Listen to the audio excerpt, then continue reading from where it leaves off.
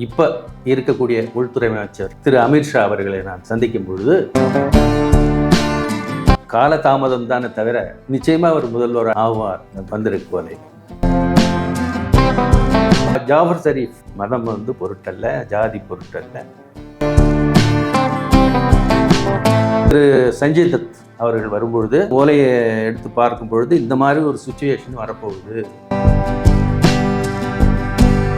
Devotional அன்பர்கள் அனைவருக்கும் வணக்கம். ஜோதிடத்தில் நிறைய வகைகள் உண்டு. அதாவது அதை ராசி கட்டம் பார்த்து ஹாரோஸ்கோப் பார்க்கறது ஒரு வகை, கைரேகை பார்க்கறது ஒரு வகை, பிரசன்னம்னு சொல்லக்கூடிய ஆருடம் ஒரு வகை, நாடி ஜோதிடம் ஒரு வகை. இது மாதிரி ஒரு நம்பிக்கைக்குரிய அறிவியல் பூர்வமான அடிப்படைகள் கொண்ட ஒரு ஜோதிடங்கள் நிறைய வகைகள் இருக்குது. இதில் நாடி ஜோதிடம் அப்படின்னாலே அது வைத்தீஸ்வரன் கோயில் தான் அதனுடைய முதல் தொடக்க புள்ளி. அங்கே தான் அதில் நீங்கள் பார்த்துட்டிங்கன்னா ஒரு 4 தலைமுறைகளை தொட்டு இருக்கிற நம்மளோடு சில அரிய செய்திகளை பகிர்ந்து கொள்வதற்கு முனைவர் சிவசாமி அவர்கள் வைத்தீஸ்வரன் கோயிலிருந்து இணைஞ்சிருக்கிறார். இவர் 4வது தலைமுறை. இவருடைய சந்ததியினர் அடுத்த தலைமுறையும் 5வது தலைமுறையா இதே துறையில் இருக்கிறாங்க. ஆனால் அவரை சந்திப்போம், அன்போடு வரவேற்போம். வணக்கம். வணக்கம். வணக்கம் ஐயா. நலமா இருக்கீங்களா? நல்லா இருக்கீங்களா? ரொம்ப நன்றி. நலமா இருக்கேன். இந்த அரங்கத்திற்கு உங்களுக்கு நேரம் ஒதுக்கி தந்தமைக்கு முக்கிய நன்றி. ரொம்ப நன்றி. இதில் நாடி ஜோதிடம் அப்படின்னு ஒரு பேச்சு, நாடி ஜோதிடம்ன்ற ஒரு பேச்சு இருந்தாரு. அதுக்கு துவக்க புள்ளியா வைத்தீஸ்வரன் கோயில் தான் இருக்கு.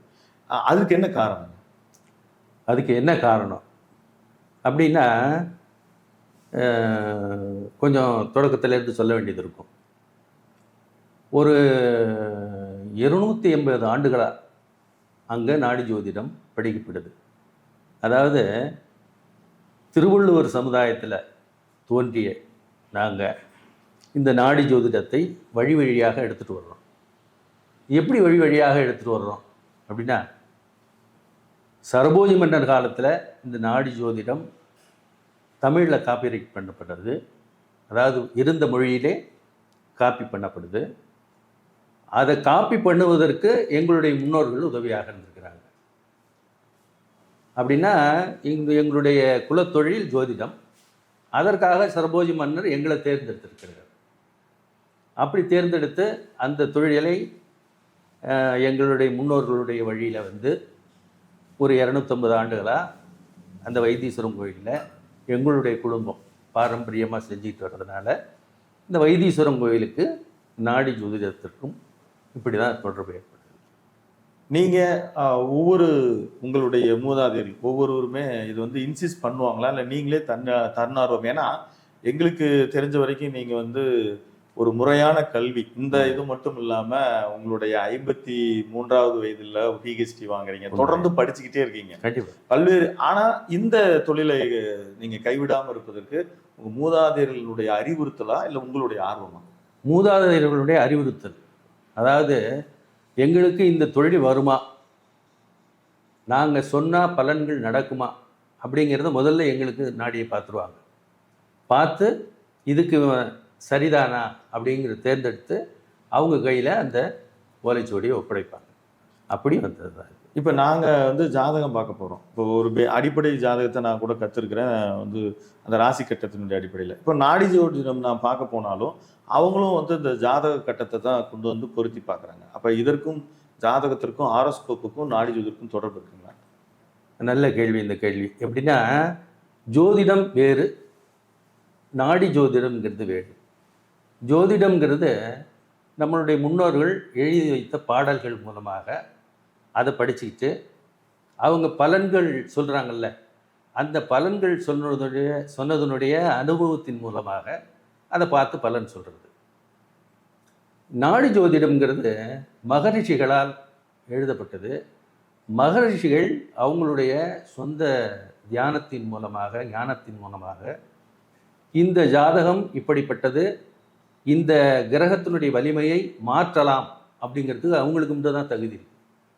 அதாவது பாவங்களை அவங்க வாங்கிட்டு, இந்த பாவங்களோடு தானே பிறவிகள் ஏற்படுது, அந்த பாவங்களை அவங்க வாங்கிட்டு அந்த பாவங்களை நீக்கி அந்த கிரக வலிமையை குறைத்து கெடுதலான நேரத்தில் கூட நல்ல பலன்களை சொல்லுவாங்க. அப்போ ஜாதகத்துக்கும் நாடி ஜோதிடத்திற்கும் தொடர்பு இல்லாமல் போகுது பாருங்க. அப்போ இதுக்கெல்லாம் சங்கல்பம் வேணும், தெய்வ சங்கல்பம் இருந்தால்தான். ஆனால் அந்த பொருந்தி போகிறதுக்கு வந்து ஒரு சாட்சியாக நம்ம நம்பணும் இல்லையா? இப்போ உங்களுடைய பெயர்கள், அப்பா அம்மா பேர், உங்கள் குடும்ப விவரங்கள் இதெல்லாம் வருது. அப்படி வரும்போது இந்த பெயர்களும் ஜாதகங்களும் வரும்போது தானே நீங்கள் நம்புவீங்க. அதற்கு பிறகு தானே எதிர்கால பலன்களை பார்த்து நடக்கும்போது நம்பிக்கை வரும். அப்போ அந்த காலத்தில் பார்க்கும்பொழுது நம்புவதற்காக இது சாட்சியீடாக சொல்லப்படுது. இப்போது நாடி ஜோதிடம் நீங்கள் சொல்லியிருக்கீங்க, நம்ம அது பற்றி நீங்கள் நிறைய விஐபிகளுக்கு சொன்னதை பற்றியெல்லாம் நம்ம அடுத்து பேசுவோம். அதில் இப்போது பிரசன்னம்னு சொல்லக்கூடிய ஆருடம், அதுக்கும் நாடி ஜோதிடத்திற்கும் என்ன, நீங்கள் ரெண்டுலையுமே எக்ஸ்பர்ட்டாக இருக்கீங்க, இந்த விஷயங்களுக்கும் தனி பயிற்சி வேணுமா? இல்லை, ஜோதிடம்ங்கிறது வேறு. நாடி ஜோதிடத்தில் உலக பொது பலன்களை தெரிந்து கொள்வதற்கு ஆருடம் இருக்குது. அதுபோல் இண்டிவிஜுவல் உங்கள் சம்பந்தமானது உங்களுடைய பலன்களை தெரிந்து கொள்வதற்கும் ஆருடம் இருக்குது. அதாவது உங்களை பற்றி தனி பலன்கள் தெரிஞ்சுக்கலாம். அப்பப்போ வர்ற சந்தேகங்களுக்கும் விளக்கங்கள் நம்ம தெரிஞ்சுக்கலாம். இப்போ உலக பொது பலன்கள்ன்ற ஒரு வார்த்தையை சொல்லுவோம். உதாரணத்துக்கு கொரோனாவை வச்சிங்களேன். கொரோனாவை பற்றி நம்ம நாடியில் பார்க்கும்போது, ஆரோடத்தை பார்க்கும் பொழுது 2-3 ஆண்டுகளுக்கு முன்னாடி இதோட இந்த குரு பயிற்சியோட இந்த கொரோனாங்கிற ப்ராப்ளம் நிற்கும், தொற்று நோய் நின்றுவிடும் அப்படின்னு சொல்லி ஓலையில் வந்ததை படித்து காட்டியிருக்கிறோம். அது நம்ம சேனல்லாம் இருக்குது, அதை நீங்கள் பார்க்கலாம். இப்போ 2025க்கான ஒரு பொது பலன்கள், ஒரு நாங்கள் மகிழ்ச்சி அடையக்கூடிய நன்மை அல்லது நாங்கள் எச்சரிக்கையாக இருக்கக்கூடிய ஏதேனும் தீமை இதை எங்களுக்கு சொல்ல முடியும்? இதற்கு பிறகு பார்த்துட்டு தான் அதை சொல்ல முடியும். காலம் நெருங்கி வரும்பொழுது தான் சொல்ல முடியும். அடுத்து வந்து நாடி ஜோதிடம் அப்படின்போது இப்போ நீங்கள் நிறைய இண்டிவிஜுவலாக நீங்கள் சொல்லியிருக்கிறது இப்போ எங்களுக்கு வந்து தெரியும், உங்களுடைய அருமை தெரியும். சரி, இப்போ பெரிய விஐபிங்களுக்கெல்லாம் மாண்புமிகு உள்துறை அமைச்சர் அமித்ஷாவை சந்திச்சிருக்கீங்க, கண்டிப்பாக DK சிவகுமார் சொல்லியிருக்கீங்க, மறைந்த மேதகு ஜனாதிபதி பிரணாப் முகர்ஜி நீங்கள் சந்திச்சிருக்கீங்க. எல்லாருக்கும் வந்து இது நாடி ஜோதிடம் பார்க்குறீங்க. எங்களோட சந்தேகம் என்னன்னா, நான் போய் நாடி ஜோதிடம் பார்க்கும்போது நீங்கள் ரேகை வாங்கிட்டு வெயிட் பண்ண சொல்கிறீங்க, சில நாள் அடுத்த நாள் வர சொல்கிறீங்க. இப்போ அவங்கள பார்க்கும் பொழுது எப்படி நீங்கள் ஒரு ஹோல் அந்த நாடி அந்த ஓலைச்சுவடிகளை எடுத்துட்டு அவ்வளவு எடுத்துகிட்டு போக முடியுமா? போக முடியுமா? அப்படி இல்லை, அப்படி அவ்வளோ எடுத்துகிட்டு போக முடியாது. அதாவது அவங்களும் இங்கே வர முடியாது. நம்ம என்ன அவங்களுக்கு உதவி செய்யலாம்னா, அவங்க சொந்தமான விவரங்களை எடுத்துக்கிட்டு போய் படித்து காட்டலாம். அதுக்கு அவங்களுடைய பசங்க, அவங்களுடைய குழந்தைகள் இருக்காங்க இல்லையா, அவங்க மூலமாக அந்த ரேகையை எடுத்து ஆன்லைனில் ஓலையை கண்டுபிடிச்சிக்கிட்டு அதற்கு பிறகு அவங்க பர்டிகுலர் ஓலை இருக்கு இல்லையா, அதை எடுத்து நோட் புக்கில் முதல்ல எழுதிக்கிட்டு அதை எடுத்துகிட்டு போய் அவங்களுக்கு முன்னாடி படித்து காட்டலாம். 2016 இப்போ இருக்கக்கூடிய உள்துறை அமைச்சர் திரு அமித்ஷா அவர்களை நான் சந்திக்கும் பொழுது அவங்களுக்கு அவங்களுடைய மகன் மூலமாக, மகன்கள் வந்து நேரில் வந்து பார்த்துக்கிட்டாங்க. அந்த டேட்டா ஒத்து போகுதான்னு மட்டும் பார்த்துக்கணும். அதாவது தோலையை தேடி எடுக்கிறதுக்கு ஒத்துழைப்பு வேணும் இல்லை, அவங்க நேரில் வர முடியாது. அதனால் உங்களுடைய குழந்தைகள் மூலமாக அந்த ஓலையை வந்து கண்டுபிடிச்சிக்கிட்டு அதை படித்து காட்டுவதற்கு 2 முறை என்ன கூப்பிட்டுருந்தாங்க. அன்போடு உரிய மரியாதையோடு என்னை கூப்பிட்டதுனால நானும் போய் அதை மாதிரி போய் படித்தேன். குஜராத் போனீங்களா? டெல்லி போய் படித்தேன். அப்பயே, அதாவது இப்போ ஒரு தேர்தல் நடந்தது, இதற்கு முன்பு ஒரு தேர்தல், பாராளுமன்ற தேர்தல் நடந்தது. அதற்கு முன்னாடி நான் சொல்கிறேன், அப்போவே என்ன வந்ததுன்னா, வரப்போகிற தேர்தலில் பிஜேபி தான் வரப்போகுது, அதில் முக்கியமான பொறுப்பை நீங்கள் வகிக்கப் போகிறீர்கள் அப்படின்னு சொல்லிட்டு வந்தேன். 2 முறை சந்தித்தேன். அப்பயே 3 முறை இந்த பிஜேபி தொடரும் அப்படிங்கிறது அவருடைய நாடியின் மூலமாக எனக்கு தெரிய வந்துடுச்சு. அதனால் எனக்கு பலன்கள் சொல்கிறது ரொம்ப ஈஸியாக இருக்குது. நீங்கள் எப்படியும் தமிழில் படிச்சிருப்பீங்க, யாராவது ஒருத்தர் டிரான்ஸ்லேட் பண்ணியிருப்பாங்க. நீங்கள் அந்த பலன்களை முழுமையாக சொன்ன பிறகு திரு அமித்ஷாவினுடைய எக்ஸ்பிரஷன் எப்படி இருந்துச்சு? ஆச்சரியம். இந்த ஓலையை பார்த்தவொடனே அவருக்கு ஆச்சரியம், இப்படி ஒரு சிஸ்டம் இருக்கா அப்படின்னு, கலாச்சாரத்தில் இப்படி ஒரு பழமையான விஷயங்கள் இருக்குதா அப்படின்னு சொல்லி ரொம்ப ஆச்சரியம். அதற்கு பிறகு கடித தொடர்போடு இப்போ நகர்ந்துட்டு இருக்கு. இந்த எலெக்ஷன்லையும் நம்ம சொல்லியிருந்தோம், அதாவது இந்த எலெக்ஷனில், அதாவது 2024 அப்போ வந்து ஐயா அவர்கள் மூலமாக, திரு அமித்ஷா அவர்கள் மூலமாக எங்களை தொடர்பு கொள்ளும் பொழுது முன்னாடி எங்களுடைய அவருடைய ஃபைல்லாம் எங்களுக்கு இருக்கு இல்லையா, அதை பார்க்கும் பொழுதும் பொதுவான பிரச்சனைன்னு நான் சொன்னேன் இல்லையா, அதாவது ஒரு நாட்டை பற்றியோ காலத்தை பற்றியோ தெரிந்து கொள்ளக்கூடிய ஆரூடம் அப்படிங்கிற பிரச்சனை காண்டம், அதில் வந்த பலன்களை பார்த்தோம். 2வது மாதத்திலேயே பிஜேபி தான் மீண்டும் வரப்போகுது, அதாவது எல்லாரும் காங்கிரஸ் தான் வரப்போகுதுன்னு முடிவு பண்ண நேரத்தில் பிஜேபி தான் வரப்போகுதுன்னு தைரியமாக ஒளிபரப்புனதில் உங்களுக்கு எனக்கு எனக்கு மகிழ்ச்சி. அதுபடியே நடந்ததும் எனக்கு மகிழ்ச்சி. திரு டி.கே. சிவகுமார் அவர்களோட நீண்ட கால தொடர்பில் இருக்கீங்க. நாங்கள் அந்த பார்க்குறோம் அந்த புகைப்படங்கள் இளமையாக இருக்கிறத. சென்ட்ரல் கவர்மெண்ட்ல வேறு சில ஏதேனும் உயர் அதிகாரிகள் இவங்களெல்லாம் உங்களுக்கு பலன் சொல்லியிருக்கீங்களா? ஈவன் வந்து நம்ம முன்னாள் ஜனாதிபதி பிரணாப் முகர்ஜி அவர்களுக்கு கூட போய் படிச்சுட்டு வந்தேன். அவருடைய பையன் மூலமாக அந்த ஓலையை கண்டுபிடிச்சிக்கிட்டு, அவர் இப்போ ஜனாதிபதியாக இருக்கும் பொழுது, சீட்டில் இருக்கும் பொழுது, ஐயா உங்களுக்கு என்ன விருப்பமாக இருந்ததுன்னா மீண்டும் வரணும் அப்படின்னு சொல்லி முயற்சி நடந்தது. அப்போ நாங்கள் இப்போ ஜனாதிபதி மாளிகையில் இருக்கும் பொழுது நீங்கள் என்ன பலன் சொன்னீங்க? என்ன வந்து அவருடைய ஆர்வம் மீண்டும் வரணும் அப்படின்னு சொல்லி.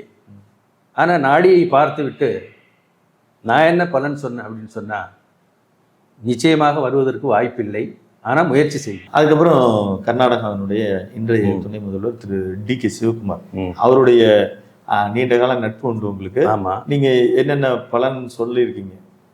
சின்ன வயதிலிருந்து அவரே திரு சிவகுமார் அவர்களே பல டிவியில் சொல்லியிருக்காங்க, இந்த நாடி ஜோதியத்தின்படி தான் எனக்கு பொண்ணு கிடைச்சது அப்படின்னு சொல்லி. அந்த மாதிரி தேர்தலுக்கு முன்பு சின்ன வயசுலேருந்தே எனக்கு பழக்கம். காங்கிரஸில் அநேகமாக ஒரு 90 விஐபிஸ், அதாவது பொலிட்டிக்கல் விஐபிஸ் எல்லாரும் என்னுடைய தொடர்பு இருந்தவங்க தான், இருக்கிறவங்க தான். அவங்களுக்கெல்லாம் பலன் சொல்லியிருக்கிறோம். அதுபோல் இவர் வந்து தேர்தலுக்கு முன்பு நாடி பார்த்ததில் அந்த ஸ்டேட் எலெக்ஷன் அப்போ நீங்கள் தான் வரப்போகிறீங்க, காங்கிரஸ் தான் வரப்போகுது. அப்போ அங்கே பிஜேபி நடந்துக்கிட்டு இருந்தாங்க, ஆட்சி பண்ணிக்கிட்டு இருந்தது. அப்போ மீண்டும் காங்கிரஸ் தான் ஆட்சி அமைக்க போகுது, மீண்டும் இல்லை, ஆச்சரியப்படும்படியாக ஆட்சியை பிடிக்க போகிறது, காங்கிரஸ் தான் பிடிக்க போகிறது. அப்படி பிடிச்சு அந்த காங்கிரஸ் பிடிச்சு அதில் உங்களுக்கு முதன்மையான ரோல் கிடைக்க போகுது அப்படின்னு சொல்லியிருந்தது. அதுபடி அதற்குரிய பரிகாரங்களும் சொல்லியிருந்தது. திருவண்ணாமலைக்கு திரு டி.கே.எஸ் வந்துட்டு இப்போ வந்துட்டு சொல்லி ஓகே. அதாவது ஆச்சரியமான விஷயம் என்னென்னா, வரதராஜன் கோவிலுக்கு தேர்தலுக்கு முன்பு அங்கே போய் ஒரு ஹோமம் பண்ணணும்னு வருது. அதுபடி அவர் ஹெலிகாப்டரில் வந்தாங்க. வந்து அந்த ஹோமத்தை மிக சிறப்பாக செஞ்சு முடிச்சுட்டு போன பிறகு தேர்தலில் முழு வெற்றியை பெற்று இப்போ ஒரு உயர்ந்த நிலைக்கு வந்துட்டாங்க. விரைவில் அவங்க வந்து இன்னும் ஒரு முதல் நிலைக்கு வரணும் அப்படின்னு ஓய்வு தென்பட்டு வந்திருக்கு. முதல்வர் ஆகுவார் கண்டிப்பாக, நிச்சயமாக. மகிழ்ச்சி. காலதாமதம் தானே தவிர நிச்சயமாக ஒரு முதல்வராகி ஆவார் அப்படின்னு சொல்லி வந்திருக்கு ஓலையில். இதுக்கு பிறகு திரைப்பட நடிகர்கள் நிச்சயமா உங்களுக்கு ஒரு சென்னை தொடர்பும் ஹைதராபாத் தொடர்பும் நிச்சயமா இருக்கும். திரைப்பட நடிகர்களுக்கான நடிகர்களில் இப்போ என்னுடைய அலுவலகத்தை பொறுத்த அளவில் ஒன்லி வந்து அதர் ஸ்டேட்ல இருந்து வர்றவங்க தான் நிறைய பார்க்குறது. ஏன்னா டிரான்ஸ்லேஷன் வச்சுருக்குறோம், கன்னடம், ஹிந்தி, தெலுங்கு. இப்போ எனக்கே தெலுங்கு கன்னடம்லாம் தெரியும்னு வச்சுங்களேன், இங்கிலீஷு. இந்த மாதிரி இருக்கிறதுனால அந்த மாதிரி கிளைண்ட்ஸே என்கிட்ட வந்ததுனால நார்த் இந்தியாவிலேருந்து வரக்கூடிய முக்கியமானவங்களாம் என்கிட்ட வந்துடுவாங்க. அவங்களுக்கு ஈஸியாக இருந்தது. அதனால் நடிகர்களை பற்றி சொல்லணும்னா இது அவரே சொல்லியிருக்கிறார் ஸ்டார் டிவியில். இந்த மாதிரி வைத்தீஸ்வரன் கோயிலுக்கு போனேன், சிவசாமி சந்திச்சதேன் அப்படின்னு சொல்லி திரு சஞ்சய் தத். ஆமாம், அவர் இப்போது ட்ரபிளாக இருந்தாரா? அதாவது அவர் ஒரு ஷூட்டிங்க்கு கர்நாடகாவுக்கு வராரு. கர்நாடகாவில் உள்ள ஹெச்ஜி ராமுலு எக்ஸ்எம்பி காங்கிரஸ் அப்போ சீனில் இருந்தார், பதவியில் இருந்தாங்க. அவங்க ரெசார்ட்டில் வந்து தங்குறாங்க. இந்த நாடியெல்லாம் தெரியறதுக்கு அவங்க ஒரு காரணம். யார் அப்படின்னா ஹெச்ஜி ராமுலு அவர்கள். அவங்களும் ஜாஃபர் ஷரீஃப் முன்னாள் Karnataka railway minister 91 to 96 goal minister இருந்தார். அவங்களாம் ரொம்ப 83லேருந்து நான் பார்த்துக்கிட்டு இருக்கேன். ஜாஃபர் ஷரீஃப்னா அவர் எல்லாம் இஸ்லாத்தை கடைபிடிக்கிறவர் இருந்தாலும் இதுக்கு மதம் இது இல்லை, பொருட்டல்ல. மதம் வந்து பொருட்டல்ல, ஜாதி பொருட்டல்ல அப்படின்னு மகரிஷிகள் வந்து எல்லாம் ஒன்றுன்னு ஒன்றே குலம் ஒருவனே தேவன்னு சொல்லியிருக்காங்க. ஆனால் நம்ம தான் இப்போ மக்கள் தான் இந்த மாற்று எண்ணத்தோடு இருக்கிறாங்க. அப்படி திரு சஞ்சய் தத் அவர்கள் வரும்பொழுது நல்ல பீக்கில் இருக்கார், நல்ல மார்க்கெட் வேறு இருக்குது. அப்படி பார்க்கும்பொழுது அந்த ஓலையை எடுத்து பார்க்கும் பொழுது இந்த மாதிரி ஒரு சுச்சுவேஷன் வரப்போகுது, இந்த மாதிரி ஒரு லீகல் சிறை சம்பந்தமான ப்ராப்ளம் வரப்போகுது, அதுக்கு இந்த மாதிரி பரிகாரங்கள் செஞ்சு முயற்சி பண்ணி பார்க்கலாம் அப்படின்னு சொல்லும் பொழுது நானும் கூட போய் ஒரு நாள் ப்ரோக்ராமில் வர்றாரு. வந்துட்டு 2 கோயில்களை முடிக்கிறோம். 3 கோயில் வந்தது மொத்தம். 2 கோயிலை தான் முடிக்க முடிஞ்சது எங்களால். 3ஆவது கோயில் பார்க்கும்பொழுது நடை சாத்தப்பட்டு விட்டது, அதாவது கோயில் மூடப்பட்டு விட்டது. அதுதான் திருக்கடையூர். அந்த திருக்கடையூரில் மூடப்பட்டிருந்தது. சரி, திரும்பி மீண்டும் வந்து செஞ்சுக்கலான்னு சொல்லிட்டு அடுத்த நாள் அவருக்கு வந்து கோர்ட் போய் இறங்குறாரு. அங்கே சிறை நடவடிக்கை, கைது நடவடிக்கை நடத்தப்படுது. அதற்கு பிறகு 5 ஆண்டுகள் அவர் அதை அனுபவிச்சே ஆகக்கூடிய கட்டாயம் வந்துவிட்டது. அதனால் இந்த மகரிஷிகள் சொல்லக்கூடிய பரிகாரங்கள் மூலமாக இந்த மாற்றலாம்னு சொன்னோம் இல்லையா, அதுக்கு வழி சொல்லியிருப்பாங்க. அதுக்கு இறையருள் அனுமதிச்சா அது நடக்கும். அதை செய்யறதுக்கு அப்படி செஞ்சு அவங்க கண்டிப்பாக வெளியில் வந்துடலாம். ஒரு வேளை செய்ய முடியல, இந்த மாதிரி ஏதாவது சிக்கல் இருந்ததுன்னு வச்சிங்களேன், அதை அனுபவிச்சு தான். தமிழ்நாட்டில் திரைப்பட நடிகர்கள் யாரையாவது உங்களால் வாய்ப்பு கிடைச்சதா? நான் ஏற்கனவே சொன்ன மாதிரி தமிழகத்தை பொறுத்தளவில் எனக்கு கிளைண்ட்ஸ் நிறைய இல்லை. அதாவது என்கிட்ட வர்றதுக்கு வாய்ப்பு, நாங்களும் அதை பார்க்குறதுக்கு நேரம் இல்லை. அதுக்காக விளம்பரப்படுத்திக்கவும் இல்லை. 2018 வருட பலன்கள்னு ஒன்று படித்தோம். இந்த ஆரூடத்தின் மூலமாக தந்தி டிவியிலேருந்து வந்துருந்தாங்க. அப்போ வந்து 7 பேருடைய ப்ரிடிக்ஷன் வந்துருந்தது. அந்த 7 பேருடைய ப்ரிடிக்ஷனில் திரு ரஜினி சாருடைய ப்ரிடிக்ஷனும் ஒன்று, பலன்களும் ஒன்று. அப்போ வந்து என்ன சூழ்நிலை இருந்தது அப்படின்னா, அவங்க அரசியலில் வரப்போகிறாங்க அப்படின்னு சொல்லி. ஆனால் அந்த சிம்டம்ஸ் எதுவும் இல்லை. இதில் அரசியல் சம்பந்தமான கோடிங்கே எதுவும் அல்ல, கோட் பண்ணல இது. ஆனால் ஆரோக்கியத்தில் கவனம் வேண்டும்னு வந்துருந்தது. ஆரோக்கியத்தில் இந்த மாதிரி ப்ராப்ளம் வரப்போகுது, அதனால் நீங்கள் ஆரோக்கியத்தில் கவனம் செலுத்த வேண்டும் அப்படின்னு சொல்லி நீங்கள் ஓய்வெடுப்பது நல்லது அப்படின்னே அதில் வந்துருந்தது. நீங்கள் அது பப்ளிக்காக சொன்னீங்க, அதை சொல்லியிருந்தோம். அது டிவிலெல்லாம் வந்துருந்தது. இந்த மாதிரி நாடி ஜோதிடம்னு வரும்பொழுது நிறைய பரிகாரங்கள் சொல்கிறாங்க. எண்ணெய் நிறைய ஊற்றி நிறைய விளக்கு போடணுன்றாங்க. அப்போது நிறைய கோயில்களுக்கு போகணும் அப்படின்றாங்க. நிறைய தானம் செய்கிறது நல்ல விஷயந்தான், நிறைய பண்ணணுன்றாங்க.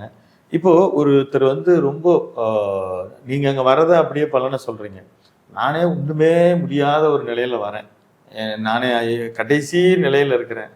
அப்போது இது ஒரு பொருள் சார்ந்த ஒரு பலன் பரிகாரமாக வரும் பொழுது அவங்களுக்கு ஒரு மாற்றாக நீங்கள் என்ன சொல்லுவீங்க? அவங்களால முடியலை, அந்த பரிகாரம் செய்ய முடியல, ஒரு உடல் நலம் நலிஞ்சிருக்காங்க, அந்த பரிகாரத்தை அவங்களால செய்ய முடியல. அதாவது நாடி ஜோதிடத்தின் மூலமாக மக்கள் மிரட்டப்பட்டால் அது சரியான பாதை இல்லைன்னு தெரிஞ்சுக்கலாம் நீங்கள். அதாவது மகரிஷிகள் வரக்கூடிய நபருடைய தராதாரம் புரிந்து, அதாவது பொருளாதாரம் புரிந்து, பொருளாதார தன்மையை புரிந்து, அவங்களுடைய ஸ்டேட்டஸ் தெரிஞ்சு அதற்குரிய பரிகாரங்கள் தான் சொல்லுவாங்க. அதாவது செய்ய முடிகிற பரிகாரங்களை தான் சொல்லுவாங்க. அப்படி இந்த கோயில்கள்லாம் ஏன் வருது அப்படின்னா, ஒவ்வொரு கோயில்களும் ஒவ்வொரு ஜீவ சமாதியாக இருக்கு. அந்த நபர் அந்த குறிப்பிட்ட தொடர்புடைய ஜீவசமாதி உள்ள கோயிலுக்கு போகும்பொழுது அந்த மகரிஷியுடைய அருள் கிடைச்சி அந்த குற்றங்கள் இருந்தும் கஷ்டங்கள் இருந்தும் ஈஸியாக ஒரு வெளிவருவதற்கு வாய்ப்புகள் இருக்குது. இதுக்கும் இறையருள் வேணும். மிக்க நன்றி உங்கள் கருத்து பதிவுக்கு. உண்மையிலே ரொம்ப பயனுள்ளதாக இருந்துச்சு. மீண்டும் நல்ல சந்தர்ப்பத்தில் வேறொரு தலைப்பில் இது தொடர்பாக பேசுவோம். கண்டிப்பாக. நன்றி, வணக்கம். நேயர்களே, இணைந்திருங்கள். RR devotional. நன்றி, வணக்கம்.